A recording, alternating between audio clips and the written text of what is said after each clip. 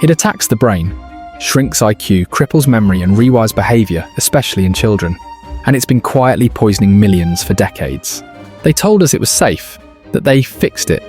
But cities like Flint and Baltimore prove something terrifying. Lead, a toxic metal that most of us think is part of the past.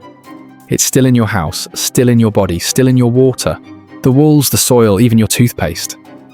And the worst part, you probably didn't even know.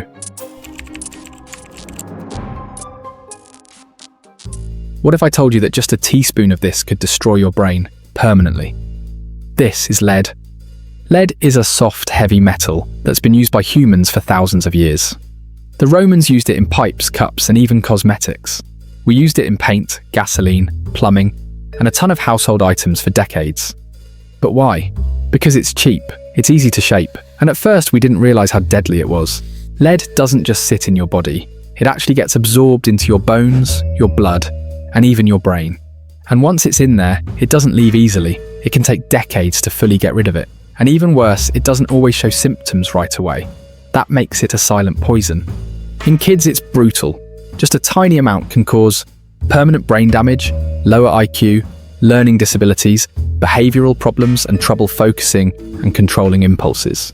It literally stunts brain development. In adults, lead causes high blood pressure, kidney damage, memory loss, infertility, fatigue, mood disorders.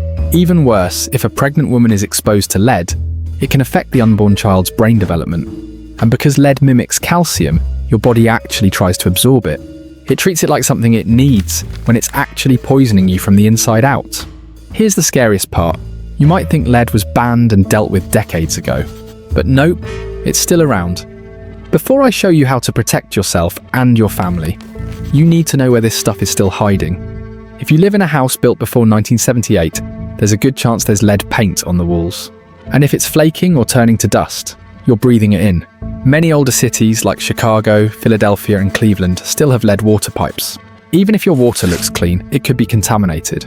Lead also hides in imported toys, cheap jewelry, old ceramics and dishware. Traditional remedies, contaminated soil from old industrial sites. It's in the dust, the pipes, the paint, the ground.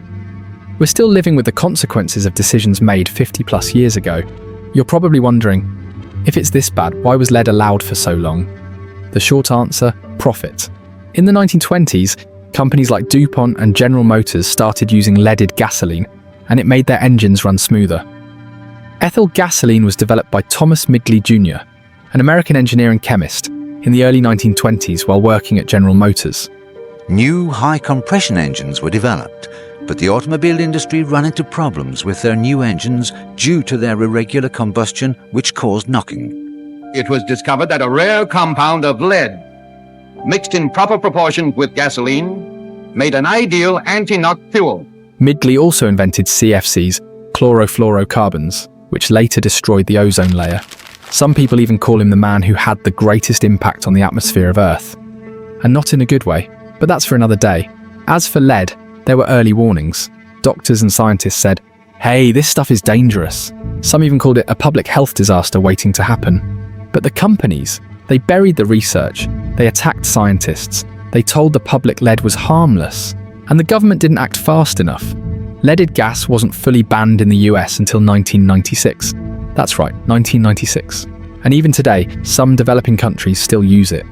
In 2014, the city of Flint switched its water supply to save money. What they didn't do? Treat the water properly.